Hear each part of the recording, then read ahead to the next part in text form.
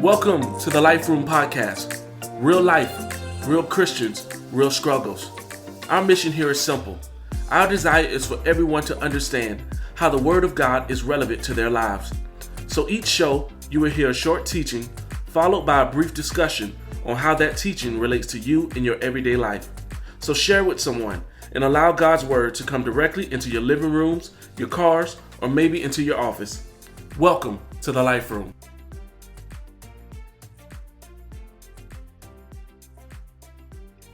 Our lesson today will be coming from Joshua chapter 6, verses 3 through 5, and verse 10 of the NIV. Follow all the directions.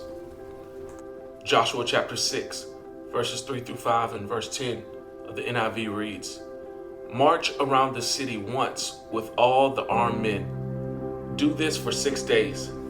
Have 7 priests carry trumpets of ram horns in front of the ark. On the 7th day, march around the city 7 times with the priests blowing the trumpets. When you hear them sound a long blast on the trumpets, have the whole army give a loud shout. Then the wall of the city will collapse and the army will go up, everyone straight in. But Joshua had commanded the army, do not give a war cry. Do not raise your voices. Do not say a word until the day I tell you to shout. Then shout.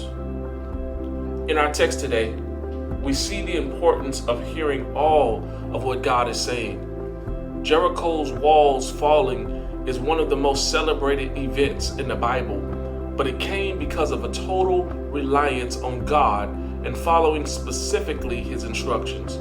Hear me, Jericho didn't just fall because they walked around the city. No, step by step, Joshua ensured they did what was required of them to do in the order God required it to be done. Sometimes on assignments, we take shortcuts in order to get where we want to get faster.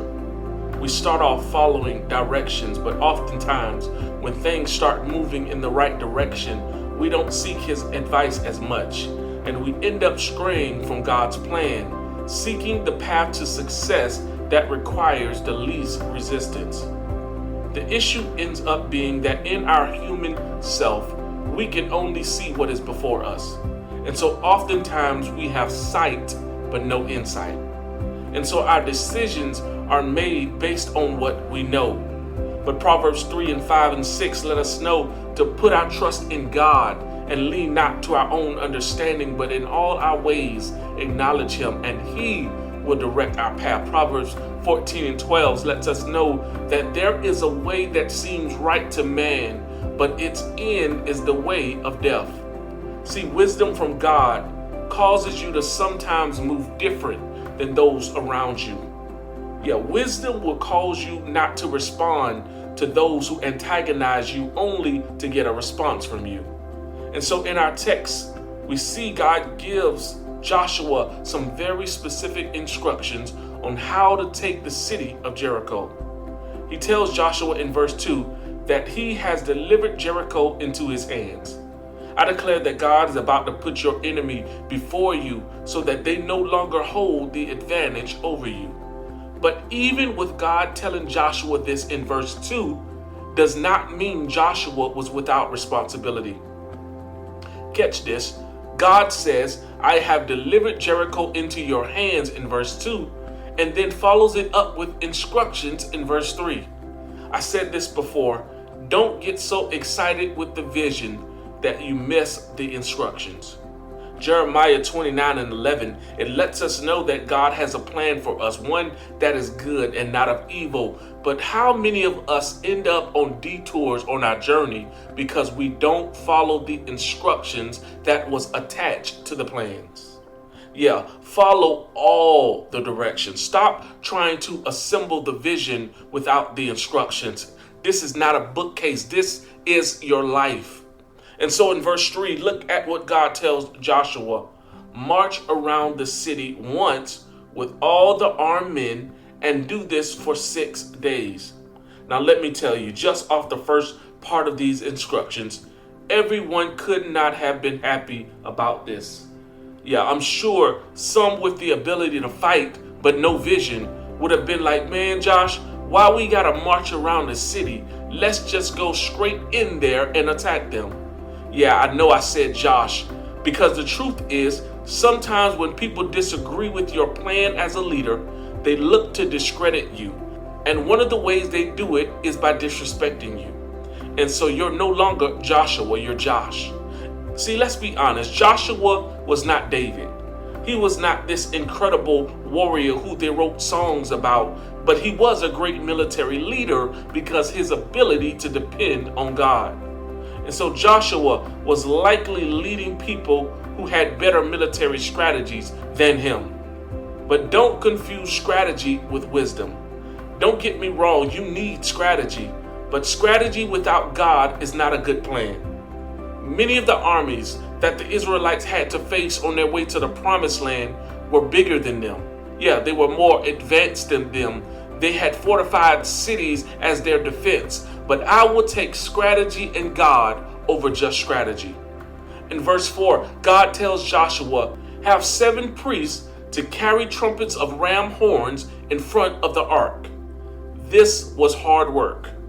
This is not a pray and watch the city fall. No, I need for us as believers to understand the importance of working. And just because it's hard does not mean it's not God. Now let's check back in with the people. I imagine that Joshua was dealing with people who were murmuring at this point. Yeah, because remember, this generation comes from a generation of murmurers that as soon as things got hard in the wilderness, they were ready to turn around and go back to Egypt. And so them being direct descendants of the murmuring generation, I believe there was some in the crowd who was like, man, I wish Moses was still leading us because he wouldn't have done this. One of the things that I see people struggle with is being free to let God use them how he wants to use them. Because oftentimes they feel tied to do things the way another person would have done it. I know I'm talking here. Listen, I value wisdom from those who have experience, but you cannot allow it to hinder you from following the instructions God has given you. Also in verse 4, it says, on the 7th day, march around the city 7 times with the priests blowing the trumpets. As they got to the end, it got harder. Yeah, think about it. If they had been marching around the city one time for 6 days, some people's feet were hurting. Yes, some people were thirsty. Some people were tired at this point. People at this point are really questioning, why in the world are we doing this? Somebody need to check Josh, because I'm not sure he knows what he's doing at this point. And now he is going to tell us to march around this city 7 times. He must have lost his mind. It's the last day, but it's the hardest journey. The enemy senses your breakthrough. Not only that, but he will cause the most confusion when you get close to what God has promised is going to be delivered into your hands. God is specific, not only in how many times to march around the city, but also with who needs to blow the trumpets. You better seek God not just for the amount of money you need for your vision, but you also better find out who you need to be in relationship with. Have you ever had the right idea, but with the wrong people? I can't go there today, maybe on another Life Room podcast, but in verse 5, God tells them that when you hear them sound a long blast on the trumpets, let me stop right here for a second. When, that's a powerful word. God was so specific in these instructions. He gives the amount of time to march around the city, with who, and who needs to be doing what, but is also attached to a time, to a season. He says this is what you need to do, but don't do it until. I know you feel like you're past due, but please remember that his timing is perfect. I'm sure I don't need to remind you of Lazarus and how Jesus was late according to Mary and Martha, but he was still on time to do what needed to be done. In verse 5, God tells him, when you hear the long blast, have the whole army give a loud shout. It says, then the wall of the city will collapse and the army will go up. The wall that was keeping them from the city, the obstacle that was standing in their way of victory, could only fall after the following of the instructions. I like how in this verse, God tells Joshua to have the whole army give a loud shout. Not some of the army, but he says the whole army. You see, in this next season, I can't afford to carry people with me who are unwilling to do their part. Yeah, ministry work is hard enough as it is, but it becomes frustrating when we have people in position but not doing what they were instructed to do. There is tension in relationships when a person has a title but not playing their role.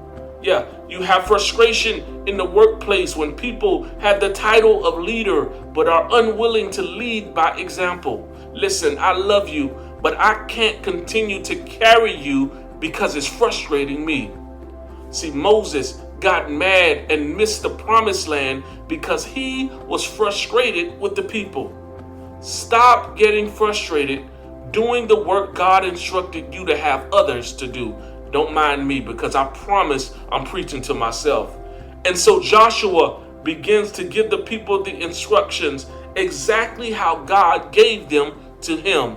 And watch in verse 10, Joshua commanded to the army, he says, do not give a war cry, do not raise your voices, do not say a word until the day I tell you to shout. Then shout.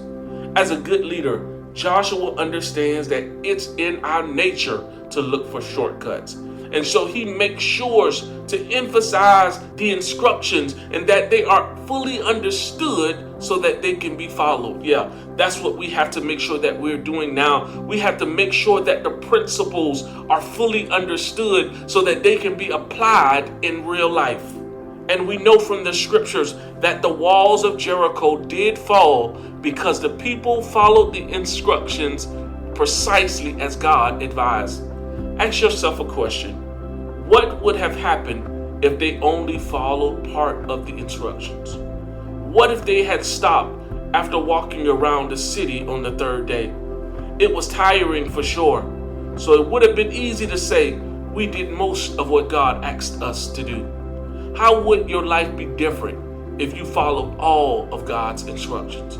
Yeah, the problem with many of us is that we do some of what he requires of us. We cut off some of the things he told us to cut off. We do part of what he said, but want all of what he promised.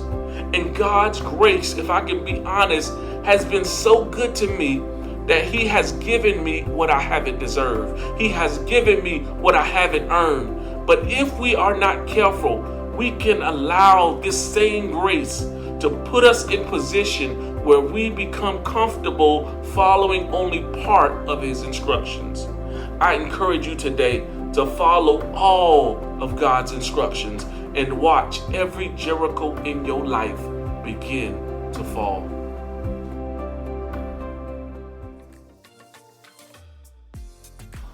Well, we hope you enjoyed today's broadcast. If so, visit our website at liferoomcc.com to hear today's full episode. Also, learn more about the Life Room Community Church coming soon to your area.